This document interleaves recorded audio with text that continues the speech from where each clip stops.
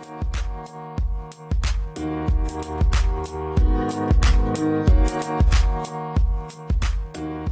guys, welcome to another episode of Complex Like Wine, the podcast where we talk about complicated things and improve over time just like wine does. Today we have Tyler and Sara, and so I'm very excited to talk with you guys today. They both do remarkable stuff, and we're touching kind of a little bit more on like women empowerment and when you've gone through struggle, having that transition, finding a way to, like you said earlier, finding the light. Finding the light, yes, exactly. So I'll let you guys introduce yourselves and what you do and like how this all came about. Okay. Well, first and foremost, I'm super honored to be here. I love being able to share any bits and pieces that I have to offer, because I think when we share our stories authentically with people, it allows them to connect with us and resonate in some level, and it provides deeper connection when you actually know somebody versus just what you see out in the public eye or you see on social media. So I really appreciate this opportunity from you, and I love the topic. Complex like wine. So amazing, because we are complex human beings. Yes. And I think for me, I started Women Making Waves as a women's empowerment platform because I'm kind of going back and reverting back to my 20s. We talked a little bit earlier today about adulting, and that was a really pivotal time for me where I was at school and I was involved in a lot of activism and women's rights and really trying to find my identity and who I was. And that struggle in womanhood, I will say, just that part of it, that piece, the teenage years into the early 20s was really crucial for me. And so I feel like I'm kind of, now that I'm approaching 40, I'm going back to those days of like helping women work through that. And if I can impart wisdom or provide connections and resources and help women lift up and do a little better and overcome some of that a little sooner, I feel like I just won the lottery. So that's what Women Making Waves is about. People ask me a lot, what is a wave maker, or what is Women Making Waves? And making waves is not, we are a coastal community, so that's part of it in California, but that's not what it's about. It's not a surfing platform, all these things. People have asked me all kinds of stuff. And it's really making those big decisions in life, like taking the leap of faith, doing something bigger, believing in something bigger than yourself, and knowing that you want to go out there making impact in the world. So then how do you do that? Who do I need to talk to? How can I gain confidence, competence, and the right connections to be able to make those big waves in my life? And we just firmly believe that the little ripples are what start everything to that pattern of getting to the big waves. And sometimes it's like instantaneous for people, and sometimes it takes a while. And that's totally fine either way. So we're very meet you where you are. It's a lifestyle platform. It's transforming from within. So I know that's a lot of things, but again, we're complex here. So we're going to talk about all of it, the layers. Yeah. Well, I'm Sara Rubalcava, and to piggyback on what you just said about how you go from the ripples to the waves, if you're just starting on something in life, whether it's as an entrepreneur or any kind of project, don't compare yourself with somebody that's been in the business 5, 10, 15, 20 years. Just be patient. And maybe those people that have been there 5, 10, 20 years, those are the people you call, hey, Tyler, I love what you're doing. Can we have coffee? Those are the kind of people that you connect with and say, hey, let's go grab a glass of wine and talk about what you're doing. I love it. And I think that's very important, that what happens to a lot of people is they get frustrated and stressed. And we talked earlier about your light just kind of begins to turn down. And people always have asked me, so how do you, move forward? Before that, I've been in marketing for 25 years. I'm now a coach and doing workshops. And a lot of what I do is empower people to be the best part of themselves. It's like, how do you find that light within yourself? And when you fall, how do you go from rejection to redirection? And I always find the light by, first of all, I grab a bottle of wine and I time myself and I say, for the next couple of hours, I'm going to have a pity party. And during this pity party, I have to have some outcome. Now, this pity party of crying, of letting it all out, of journaling, of deciding where I want to go next in this space, it could take an hour or it could take all night, but it's okay, because we have to give ourselves the space to cocoon and to reignite that fire within us. And sometimes that cocooning could take a very, very long time, or sometimes it can happen by meeting someone that just gives you the right kind of words or direction. And I know I found Tyler one day and she was like, I just reached this beautiful moment of something I've been working on for a long time. why don't I feel so great? I said, I feel exhausted.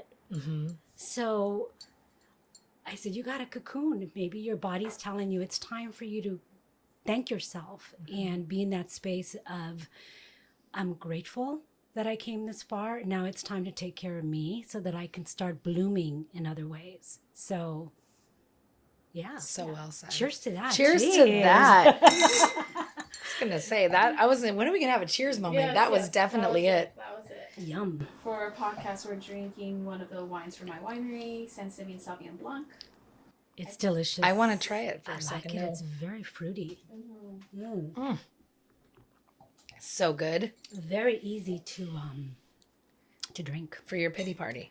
For my pity party. Oh my gosh. If you're going to have a pity party, have some good wine available to you, and whatever you accompany it with, and it's okay. You could do a pity party with friends, or you could do a pity party all by yourself and say, what's next for me?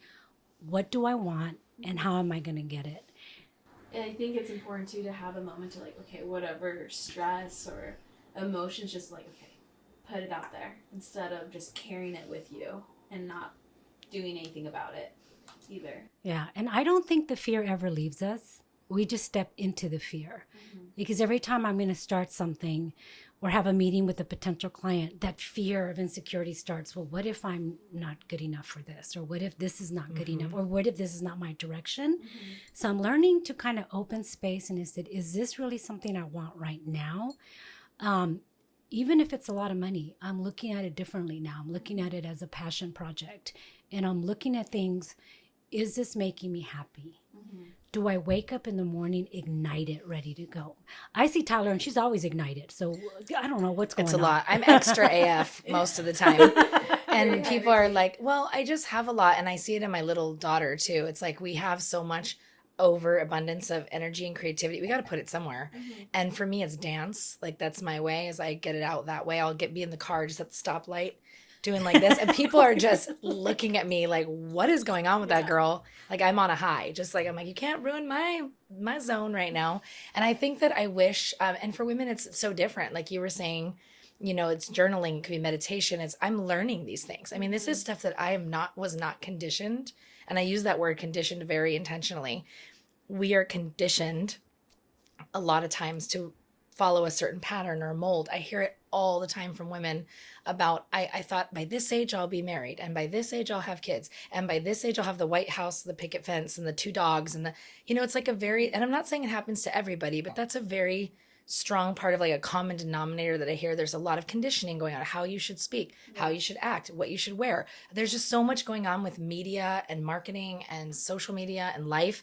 And I'm like, okay, when do we get to do this and just shed it off, slough it off and say, I don't want to do any of that. I don't want to be that way. And so that's where we as a group kind of came together, and me especially, it was where that light, if I have all this energy and this abundance, where do I put that? What do I do with that? And for me, it's creating projects or, collaborating, doing these. That's where all of it goes. And it feels so good when I get to do that. And I think it's building your village of people. For some people, I said, who's your board of directors? And they're like, what do you mean? I said, well, the 5 people that you surround yourself with is the person that you are. And I came here because I wanted more community. That's how I met Tyler and other great women that are doing great things and doing great waves. And I find myself that I am more at peace with myself when I'm saying yes to things that really ignite me. When somebody gives you a project and you're like, oh, somebody just punched you in the stomach, oh gosh, I don't want to do that. And that's when I said, why did I feel that? And it's starting to really think about, how are you feeling about certain things that come into your life? Do they feel great? Have you ever sat with somebody and they just, when I leave Tyler, I'm super energized, right? But have you gone and you sat down with somebody, and when you're gone, they drain you of energy, those energy vampires? Yes. Oh my God. So I am being more in tune with who's around me and their energies and what are they bringing to my life. I've had to cut a lot of ties in the last couple of months, and my circle has become smaller and smaller, but more beautiful, more cohesive, more supportive. That's your village. That's your board of directors. You begin to see these people that you pick out and say, wow, that person just made me feel like fabulous. Or their words were so like in tune with what I needed right now. So I think I'm finding that tune, like tuning the radio. And when it gets too staticky, like, nope, not that, no, nope. And then you keep on tuning the radio. I say, ooh, that's a good beat. You know? So finding the beat, just like you find the light when you find, let's look at the light and find your beat. Your board of directors thing is really resonates a lot with me because you, like you said, that I give energy. It's like Sara gives me cocooning. Like when she talked about cocooning, it's so true. She's like, you need to cocoon. And I looked at her like, what is that? What does that even mean? But I think that is the truth. It's like sometimes I talked about this with a friend of mine the other night where it was like, we always, the achiever in us wants more. Like we want to look ahead when we can not and focus on the now. We're like ahead, more and more. I should be working more on this because this needs to go this way. And sometimes it's not about that. Sometimes it is a pause. And one of the things we created in our platform was like pause and play because we're identified that what Sara's speaking to is like, she has this calming energy and she's learned a lot over the years. And she's like, look, I just want to share this wisdom with you. Like, this is important. You need to recognize where you are and be okay with that and not have to be forcing it or pushing or doing something. And that's the pause. The pause is powerful. And we've not been, again, conditioned or taught to be pausing. No. We're like, go, make it happen. Do that project, achieve success. And what does success look like? And so when you said, I was like, why? I think of that like a question. I'm like, question everything. Just question it.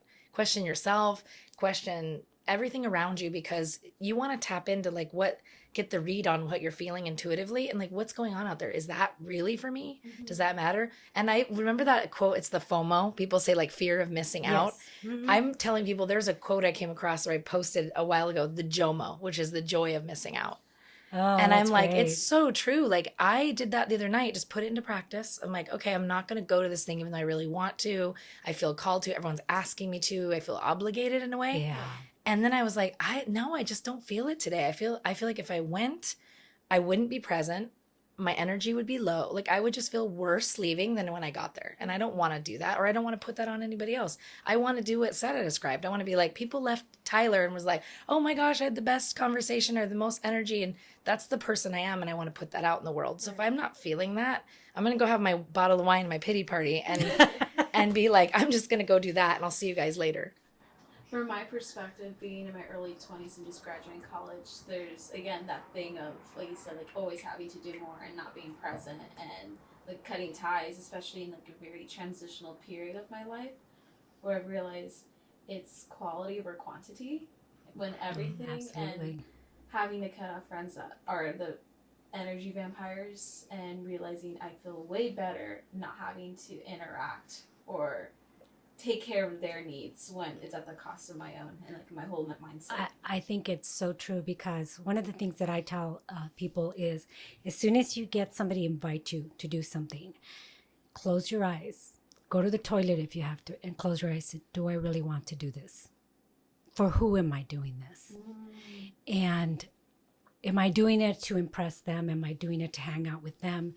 But do I really want this? And once you start letting go and saying no, you're going to find that you're opening up your time for things that you're enjoying, for creating, for building the life that you want. And in order to build the life that you want, start hanging out with the people that are going to help you create that life. It's like, you want to build wealth? Hang out with wealthy people. You want to go invest in real estate? Hang out with top real estate investors. And I've, in my slowing down, and I'm like very hyper. Since I was a kid, everybody said, Sarita's like this crazy little, and I am really practicing slow down and question that invitation. What's it going to do for me? I want to sit here in my fuzzy pink slippers with a glass of wine and just chill tonight. I feel like I need to just take it down a notch. Listen to your intuition and to yourself. Love yourself. And that's what we don't do because we feel we have to be in 10 different places. We feel like we have to do things for who and why. So I like that question. Why? Yeah. For who? Is this for me or is this for you? Why am I always doing stuff for you? Wait a minute, you don't ever do anything for me. I said, wait a minute, nobody ever does anything for me. Shoot, I guess I got to stop and start doing stuff for me, right? So do things for you. I'm going to bring that quote back up that I showed you earlier at lunch, the one where it's like the reciprocation. And it talks about, get back, fill up what you pour out, because that's how that's game changing for me. Thinking of that over and over, it just keeps replaying in my mind. It's like you give and give, but then it's like you got to replenish that somehow. And that could be sitting home in your fuzzy slippers. That could be going for a run or climbing a mountain or just binge watching TV. I mean, whatever. I'm saying, I'm not about people judging what people are doing as far as the way that they want to replenish their cup. That's not my place to judge that. If you're harming yourself or something, I'm going to definitely have a conversation with you because I care about you and I don't want you to hurt yourself or someone else. Okay. But other than that, do you, enjoy that so that you can then show up in the world as the best version of yourself. And that is the self-love that we're all on this journey learning. And I think as women, that's really been the hardest lesson for me, is that if I look in the mirror, what do I see? Am I criticizing every aspect of myself? Am I really judging all these things? Or am I actually just going like, oh, wow, girl, you look good. Like I need to give myself that. And people talk about different stuff, have conversations, hug yourself, blow yourself kisses. Like I know they seem silly, but it actually has a huge effect on your well-being. I sometimes, when I first started going to therapy, I read a book called Self-Compassion and how that's the difference of self-love, where it's like giving yourself grace for when you're not perfect, because nobody is. And one of the things were in that book was just kind of like give yourself a compliment every day. Because it's so easy to write a list of things you don't like, and then when it comes down to like, okay, what do I like about myself? You're going to have a much harder time to figure out, okay, what do I like about myself? But it's kind of, in a sense, that like idea of like fake it till you make it, where you just put in the practice and the daily repetition of, okay, I'm going to start writing stuff that I like. And then over time, you get to realize, like, wait, no, I really do appreciate that about myself. And it's like slowly learning how to get past from whether it's trauma or the rejection, all of that, learning how to tweak it. I think that's beautiful. I think learning, I like your word, where you said replenish, that we have to replenish every day. And how we do it, my new word is slow, fast. When you do something methodically and you slow down and really take a look at it and say, okay, first of all, why am I doing this? And how do I want to do it? So I give it 100%. Once you put all the foundation in place, then you can go fast because you already have the strength, to move forward. And one of the things that I always tell people too, and I tell myself, and I said, okay, Sarah, do you really, you've been really involved in this project, but does it still fulfill you? A lot of us feel that. I always tell people, close the circle, go full circle. You know how the sun rises, the sun sets. I think I told this to Tyler. I said, Tyler, when you finish your workday, I said, where's your desk? Where's your desk? In my bedroom. And I said, okay. I said, if you want to have a relationship, like a sexy, sassy relationship with your husband, honor your workspace, close it up, thank it for the abundance that it has brought you that day. Close it up. Set it up really nice and said, I will see you tomorrow.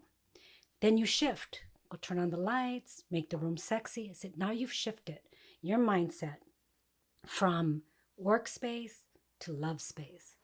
And a lot of times we work in the same space that we want to play, but we need to set up boundaries. I think we talked a lot about the importance of boundaries within ourselves. Yeah.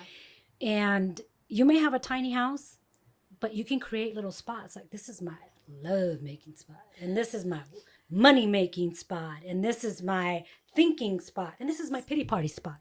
Pity party. Like, when's it gonna come up again? When's it gonna come up again? Because you have to go full circle. Sometimes you need that pity spot. Sometimes you need to love and play. Sometimes you need to self-love, and sometimes you need to listen to yourself. Says, what do I, Sarah, need today?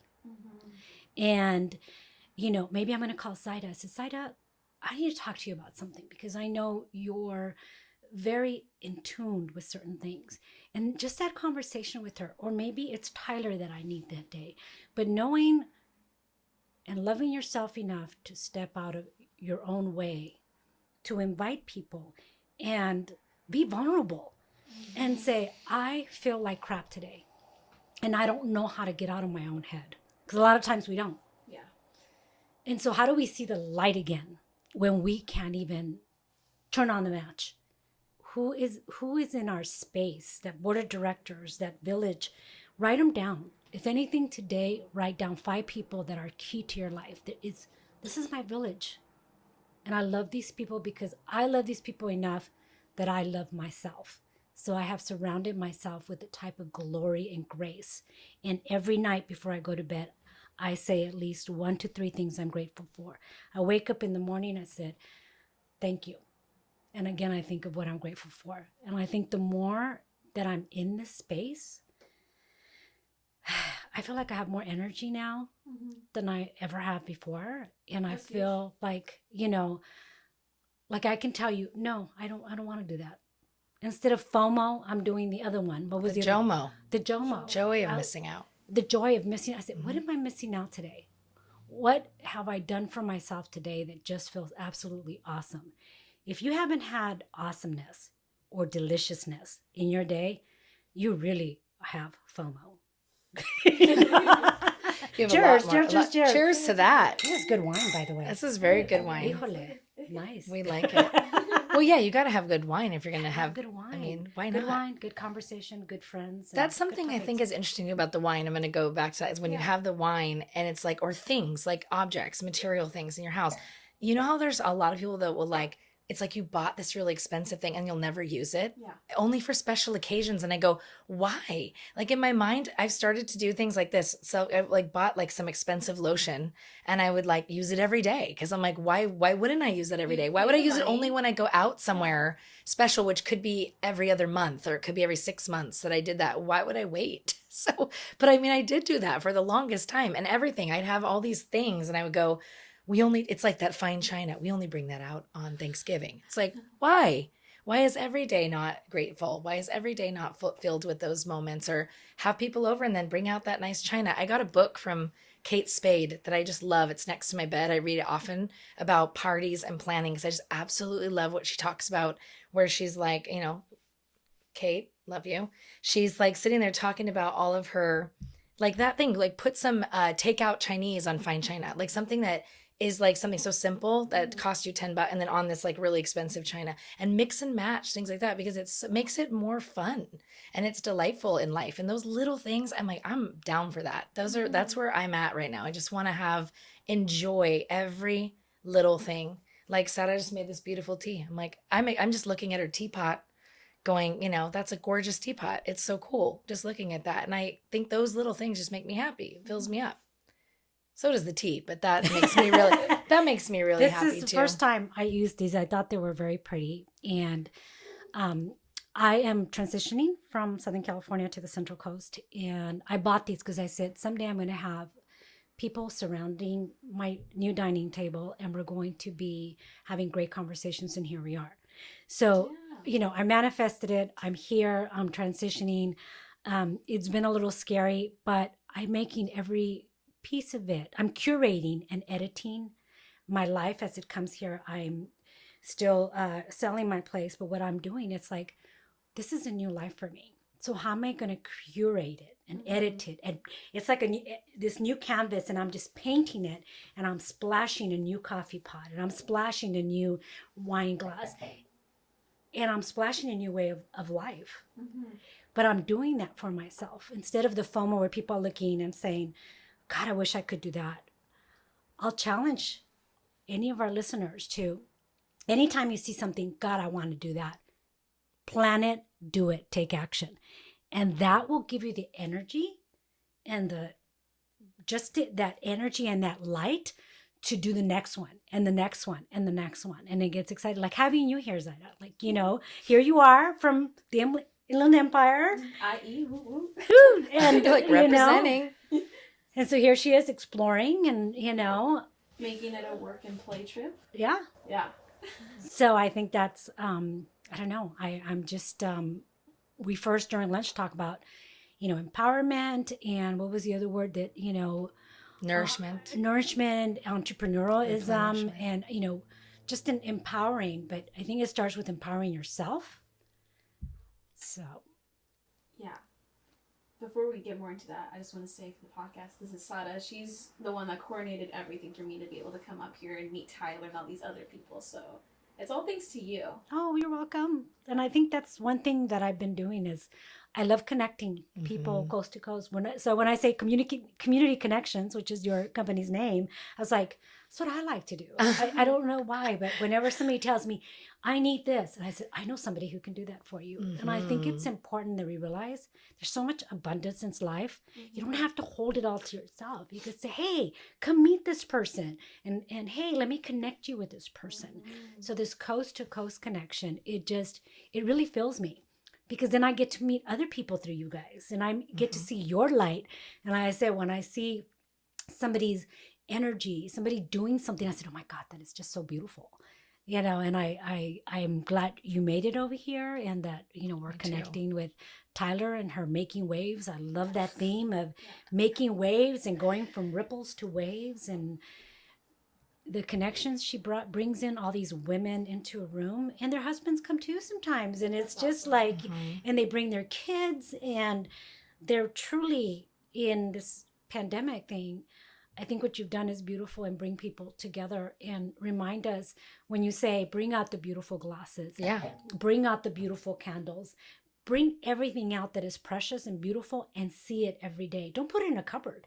You know what? I read a book, and June Saratoski, and she talked about things that we put away in corners as like, imagine that person or that thing being a person saying, why do you keep me in the dark?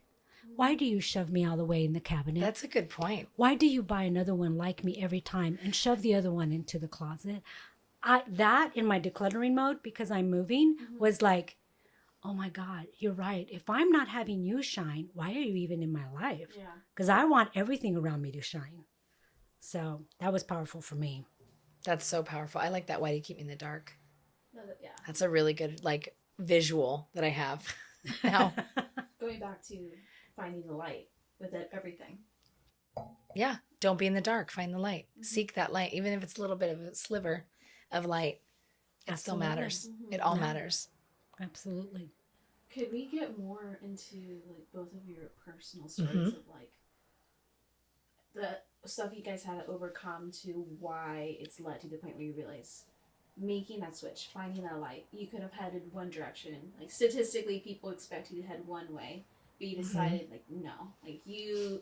You see the opportunity, the value, and the self-love within yourself to be like, I'm going to be positive. I'm going to be intentional with the choices I make to head to a different direction. Yeah. I was waiting for you to ask that, actually. I'm like, at some point we got to go there. Yes. That's really important. It wouldn't be complex if we didn't do it. No. If we didn't do that and we didn't go deep, that's really important. And I really like that too, because I'm kind of set in a way, I'm tired of the surface. I think that's where I've been. And I think there's something to being comfortable, and everyone's like, this is great. Everything's good. I've got my that's going on. Nothing's really wrong. Nothing's shaken up. I think you got to shake it up. I mean, you really do. And that's what I've been doing most of my life. And when you talk about we can totally go deep. I'm good. So what I am is I'm not even going to call myself the black sheep of the family, but it kind of goes along those lines where I'm just different. I'm just very different from my family. That's just first and foremost. And they are the type of people that were just we're going to stay comfortable, and this is great. And a lot of that's out of fear, out of fear of what could happen, or how do I look, how am I perceived, all that other stuff. But they did it in their own ways. They're very creative people. So I think that that's where that kind of filtered in for me. So they did do it, but it was more in within their own circles or private. It wasn't out there for everybody. So I feel why is this a secret? We like musicals. We're crazy people. Why can't we just be out there having fun? And so I think I've always been an adventure type person, a seeker. And that's been seeker of knowledge, seeker of quality friendship. I'm just that person. And you shared earlier something about talking with adults when you were a child, and that's really something I've always had older friends, and always been comfortable around adults, even when I was really young. And so I just think there's something to that for me that really allowed me to sort of be in these two worlds. And then when I wanted to go seek, I was okay, I'm not just going to do this. I'm going to go all the way over here. And that really shocked my family a ton. Like me leaving to go abroad. And I just like wanted to learn Spanish. I was like focused on it. And my parents were like, why? No one in our family speaks Spanish. What is the deal with that? Like, where do you get that? And it's just, and they didn't want me to. And if I would have listened to that at the time, I would have just been like, cool. All right, you're right. I don't need to. No one else does. I'm not going to. And again, going back to my 20s in college, why that was so important for me, because it was my independence. It was that first time that I was away and I had the space to actually go, I'm going to go do that. Screw everybody. And what I did was, though, in a very part of the fashion that I'm not super like, it's part of my story, but it doesn't define me, but it definitely happened. So I want to share it. So going abroad, I of course then meet the artist, the like total thing. I'm like seduced. And I use this word seduced in a very intentional way again, because I think seduction happens in different ways. It's not just relationships. You can be seduced in business. You can be seduced in partnership, like all kinds of things. And then, so what happened was I was abroad in this foreign country. I was like totally naive and young. And I'm going, oh my gosh, everything's amazing. And got together with this person later, not knowing that that person was like completely wrong for me in every way, shape, and form. I mean, just abusive emotionally. Everything made me feel crazy, made me feel out of myself, made me feel, I mean, my light, what Sara's describing about my energy, you guys wouldn't even recognize me. It would be like, who the hell are you? I mean, gained a ton of weight. I mean, self-loathing to the max. Just ate like shit, didn't care about myself, was just down all the time, kind of like this, like just almost like catatonic. It was really, really strange. And that's abuse. And that was a form of abuse that I didn't know about, but it was also abuse on myself. Like I had like allowed myself to get in there and be like, all right, cool, we're going to do this. We're going to abuse each other and this is going to be great. And I'm going to abuse myself and that's okay. And I played that part for a very long time. And that was really, really hard to, it was only until I had my first daughter, because I had my first daughter with him. It was only until I did that when I saw her sitting on the floor and I'm crying my eyes out and just like depressed and having a hard time and going like, what is this in my life? But seeing her sitting there looking at me and just going, and I'll probably cry. And her sitting there looking at me and going, I'm like, I can't do this. I cannot let her see me like this. I mean, I was educated. Like all the things didn't fit of what you typically would see in that, but I didn't tell anybody. I didn't share. So therefore, it's like I just allowed all that to happen. And my family just didn't really pay attention that much because my parents were like off doing their own thing. They had divorced and they're like living my own life. We don't really care about you guys. You're raised. You're good. You're 18. You're 20 or whatever. Bye. That was really hard. So I didn't really have a home base anymore. They sold their house. So I didn't have a home base to go to. So I was kind of floating. It was just, that's the feeling, as I was kind of felt like I was out in the world, like without a net, without anything.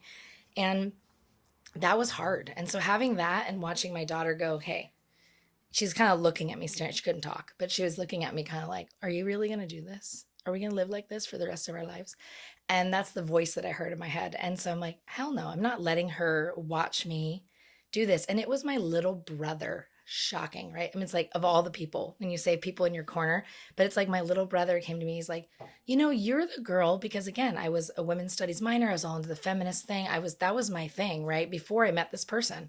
And my brother said, you're going to let somebody treat you like this? Like when you're the girl that like did it, and he just listed off all the things that I did.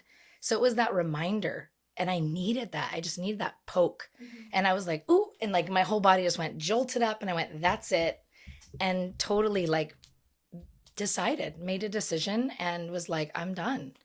That was super hard. And then I was like, I remember my dad having a conversation with me and saying, you're going to be a single mom and that's going to be the hardest fucking thing you ever do in your life.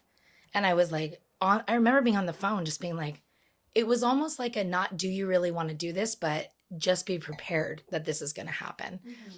And I was like, whoa, like, was I? Not really. But I just knew I could no longer do this.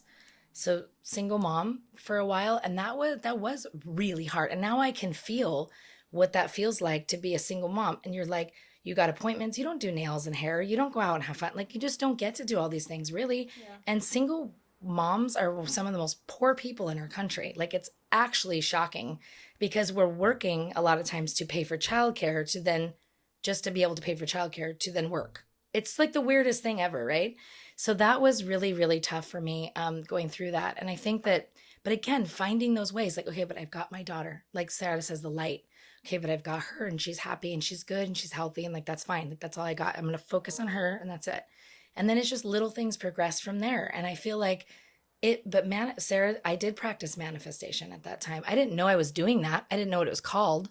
But what I was doing was being alone with myself day after day, going, I have a responsibility to myself and to this little thing right here.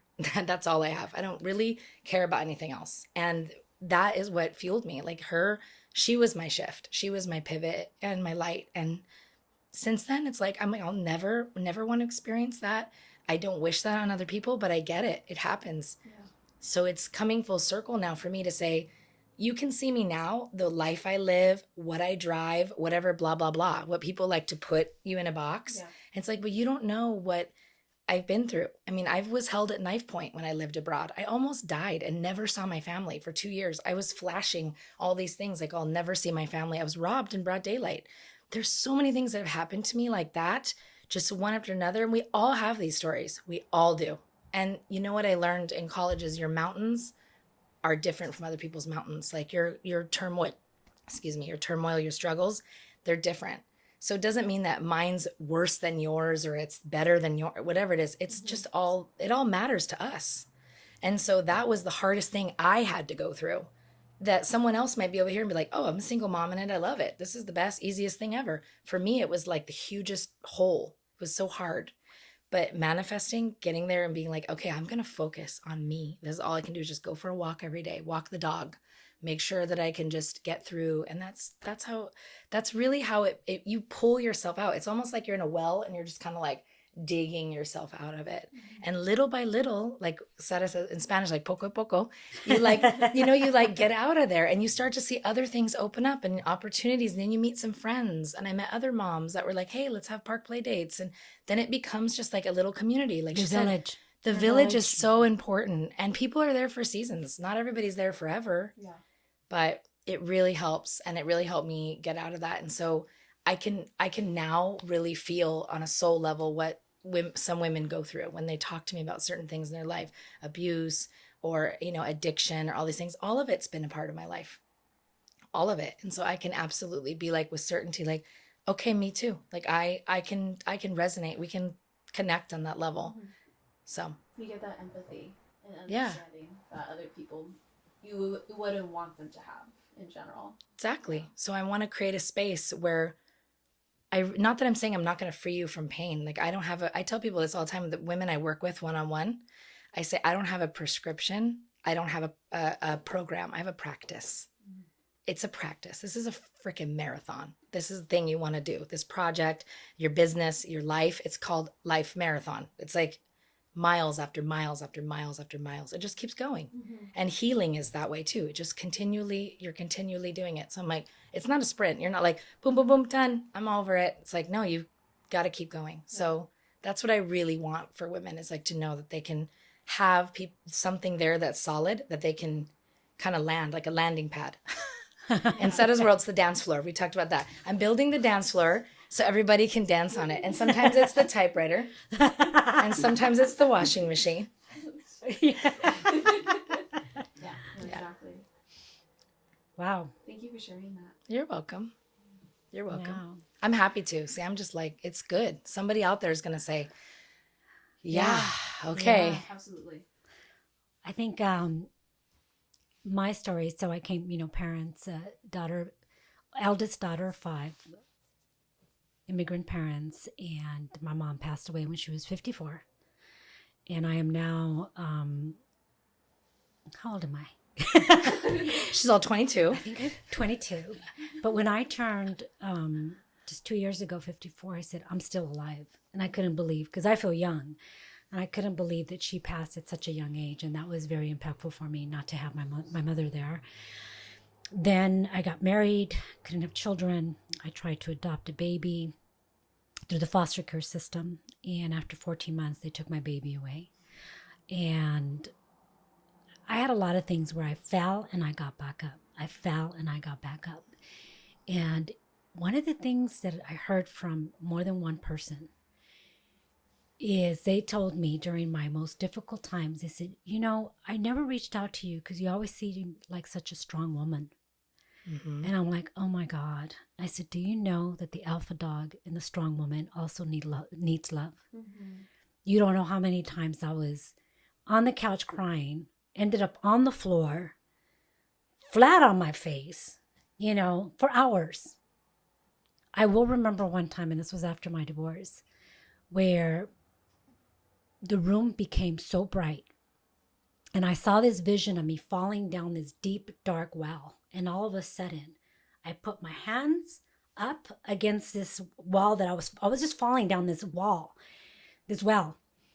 But this light just came in and started surrounding me. And I just screamed the top of my, this is no more.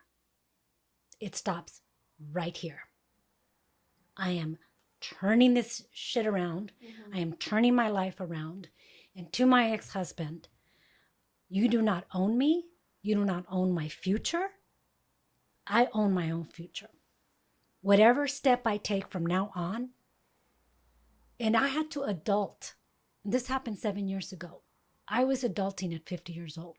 My therapist told me, you need to adult. I go, but I don't want to. I was like, I still want to spend money like that. And I still want to do this. I said, no, you need to be responsible. Mm-hmm. You're responsible for your own life. You're responsible for your own choices. You are responsible from now on for just you. So for those of us that are waiting for the Prince Charming to buy us that car, to live that life, do it for yourself first. And then meet the man who's going to be your partner and not your Prince Charming. Because for me, after everything, after losing my mom, which was very impactful, after not having a baby and losing my baby that I had for 14 months back to the system, because that's just the way, it's a whole nother story. I've suffered and I've learned to see my light again. And the hardest thing for a lot of people is to ask for help. Mm-hmm. So when you see a single mom and when you see somebody's smile that is no longer there, because people would tell me, you used to walk into the room and you had this bright light. And all of a sudden you walk into the room and you're like, ugh, like you're nothing. And that was during my hardest time. But nobody approached me. Mm-hmm. Nobody gave me a hug. Nobody said, hey, are you okay? Afterwards, when they saw my light come back, and I said, your light was kind of off. We wanted to mention something to you, but you were always such a strong woman that we thought you got it. And I'm like, no, sometimes we don't got it. Yeah. Sometimes I need you. Sometimes I need you. Sometimes I just need you to tell me it's going to be okay. Mm-hmm. That sometimes just come over, just stop by. And, and I even kind of hinted around to very close people. I said, come over. I have a good glass of wine. I'll make some dinner. And they said, oh, we just thought you were always so busy. And I said, well, if you saw the darkness in me, why didn't you come and bring a candle? Mm. Oh. And I was like, it almost makes me want to cry. And it's like, it was hard. Mm-hmm. People just, if we can do stuff for human beings, is if we see their light is starting to turn off, go take them a candle and just sit there with them. Say, what can I do for you? Do I mean wash your dishes? Don't even ask.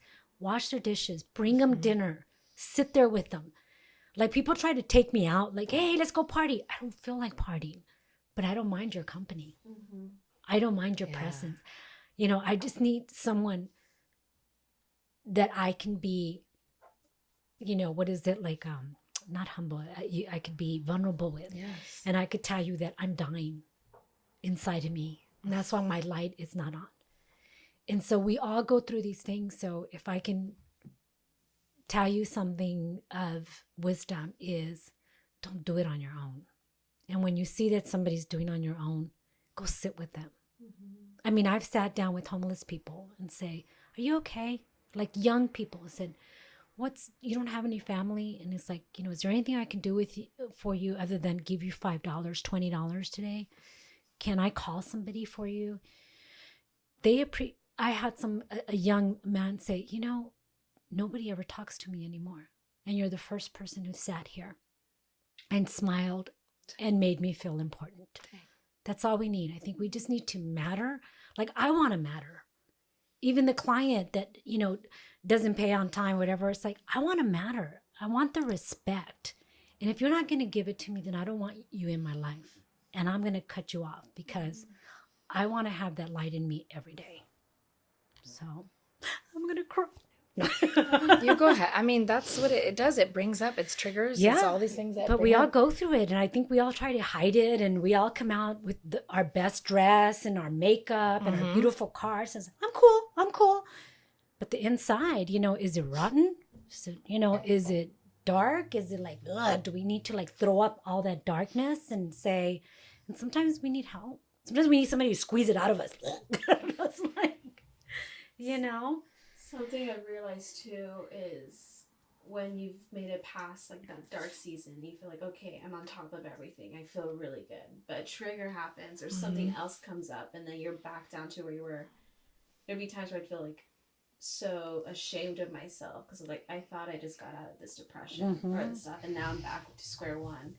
And you just put yourself down, but I've just realized like it's always gonna have ups and downs. And waves, girl. Waves. Waves.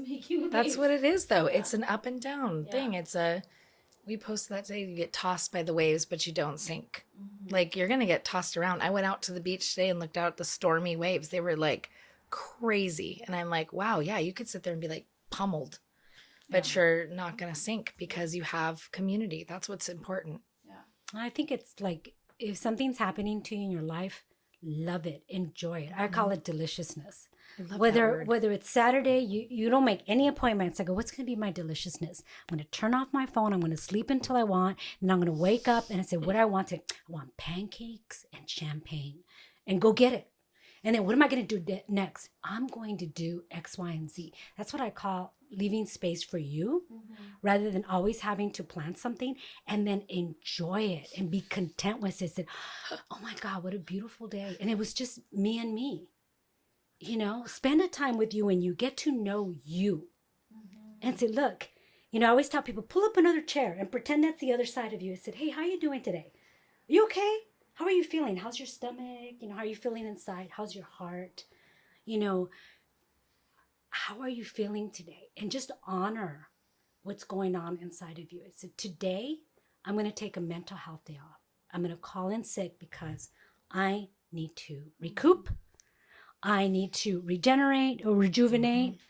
And I just need time for me. And I think during those times of stillness is when we heal. And when we connect to whenever you feel like something's like not right, whether you start feeling it in your body, you feel it in here in your heart. Some people feel it here. That's me. It's like, I said, something's not right. And until I figure out what this is, I'm going to sit with my own self.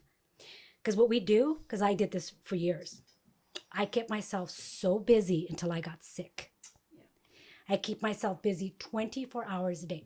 I take on projects that I don't want to take on because I don't want to think and be with myself in stillness. But now that I'm switching and being myself in stillness, it's okay, Sara. You don't have to say yes. Say no and be with yourself and learn what is it that still is open inside of you.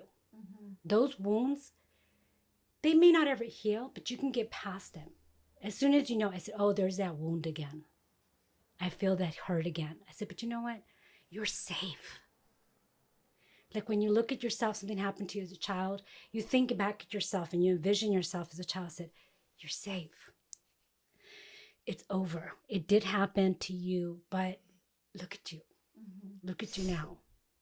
Look at what you're doing a podcast. How many people want to do podcasts and they never do it, and you just stepped into it? I heard the story. You're like, I had this vision. I'm doing it. And instead of FOMO, she just did it. She took action, and you went into your deliciousness and say, this is what I'm going to do. It may not be what you're going to do a year from now, 2 years from now, but it's what you're being called to do right now. And you're loving it. You're here in the Central Coast. You're tasting the fine wine and the fine restaurants. Meeting amazing people. Yes. Yeah. And you know what? She's just flowing with it. She could have stayed under her bed covers and said, I don't want to wake up today. I don't want to go anywhere. Nobody wants me. Nobody wants to hire me. We go into this. That's a pity party. But time it. So I'm going to have a pity party for 24 hours. Nobody call me. Leave me alone. Just bring me the tissue and bring me some dinner. Just leave it at the door, and have it. I But love that. from that, grow. Like put those roots down and said, okay, that was a root. All right, that was another root. Now from that root, I'm going to grow this branch. And from that branch, I'm going to climb over here.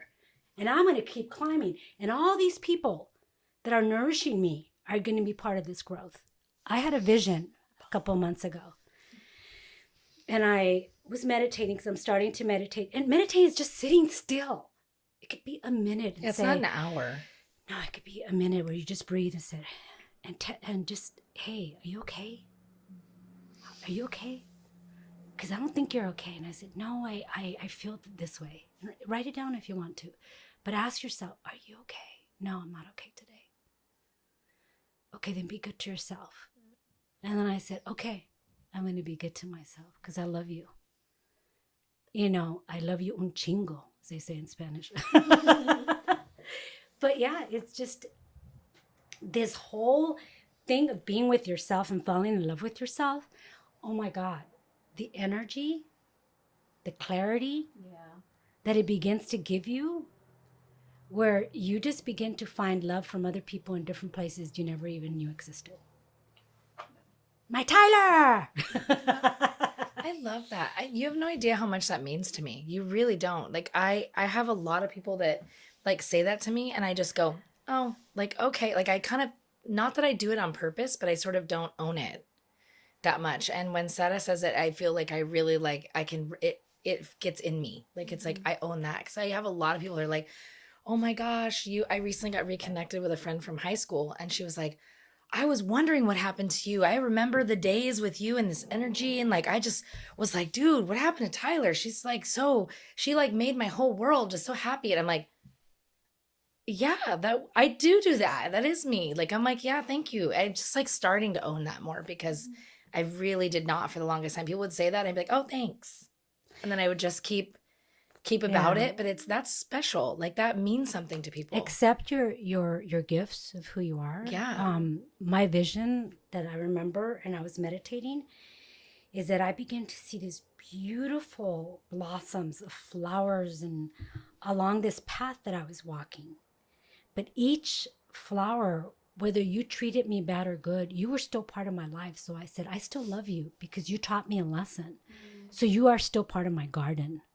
And it's flourishing. As I kept on walking on this path, the person that I was walking to was me. And the spirits, because I felt these people surrounding me, like my community, were everything from my mother who had passed, my two grandmothers, Sara and Pachita, who died at almost 104. And the people beyond that were there. And I almost felt like saying, we got you, but we need to have yourself. You know, it's like, we got you, but you don't have yourself. Even in a dream with my mom, she kept on telling me, vive, live. And so take time to listen and be still and quiet. I love that. Oh. Wow. Well, chapter 2. No, that both of you guys, thank you so much. It's like very important things I think we need to just always remind ourselves. Like you said, especially with certain things like women, young adults in general, just like remembering the like finding your light, the rejection is redirection, and then, you know. Even when you fall, you will get up again. Yes. And you will look back and say, okay, I knew I learned that because I needed that to get to here. That has been one of the things I'm like, oh man. There's things that look back on myself like kind of embarrassed of my choices or situations I've placed myself in. But like, no, in a weird way, I'm very appreciative now because that's just how I needed to learn. Yeah. And if I didn't go through it, I would probably still be back to where like 21-year-old me couldn't say no, was so concerned of what everyone thought, and like didn't love herself. Yeah, your path is so unique. Everybody's path, but we all share. And the uniqueness that we do share is that we're all going to go fall on our faces and come back up. Fall on our faces. But yeah, thank you. No, thank you. Thanks, Ida. No, thank you. Is there anything you guys want to share? Any plugins? Like you're going to get a membership or... Oh, yeah. Yeah. Well, I tell people often, it's like, We just launched the membership. It's an online space. And part of it was, that was a huge decision for me. I'm an in-person person. So that was a big decision for me to say, I'm going to expand. I'm going to expand outside of the area that I know, the comfort zone, so to speak. And I'm going to offer something that women can connect to on a global level, because I visualize this as a global thing. And I have people on my team from all over the world that I've met through COVID. Thank you, COVID, for that. And I'm able to provide kind of this space where, even if we posted this the other day, if Instagram or Facebook goes down, or whatever, you still have a space to go to. I mean, you still have a way to connect with people and get trainings, or get to talk to other coaches, or get to do an art class, or get to do a Zumba class, or something that just fills you up that you normally wouldn't experience, maybe per se, or do for yourself. And you get to do those things with other women and do it, and then dialogue, do meetups, connect with women from all over the globe. And that's really what I see as being really important. So the membership is available. It's open. You can go onto our Instagram page at women.making.waves, and it's in the link. You can sign up for that. The website's coming. It's very, very close to coming, like weeks away, maybe a week and a half, which is, I'm really proud of that, putting that together, because that's been like a lot of intention and time and care put into that. And then, yeah, I think you just come to our events. We have a lot of in-person events here on the Central Coast that we do. Sara's been a part of that. She's coming to our next event on November 6th. And wine and food. But it's so much, like she says, the deliciousness, like those are the things that I want to provide for women. Like, if you want that and you're seeking that, I want to give you that feeling of deliciousness. And then you can carry that with you ongoing. So that's what we want to do. We inspire, and then we're like, call to action. What do you do with that after you get all excited or energized or feeling good? Then what can you do with that going forward? Awesome. I'm going to put links and then little clips and stuff throughout the video, or whatever platform people are listening on. That way you can find more and learn more about your project and everything. Is there anything you wanted to plug in? Well, my Instagram is Sara Mindful Life. I'm trying to live a more mindful life, and I am writing a book about deliciousness. And so hopefully in the next couple of months, you'll see a book coming out for me under Sara Rubalcava, and I'm sure I'll post it under Sara Mindful Life. But I just want everybody to live in deliciousness. Yes. I think that's a good note to Cheers to that. Life. All right, thank you guys for tuning into this episode. I really appreciated this conversation. You both, thank you again for getting me connected to Tyler and everybody. It's been great, and thanks for taking time. Yeah. Well, I'll put links in everybody's info in the bio. I'll see you in the next episode. Thanks,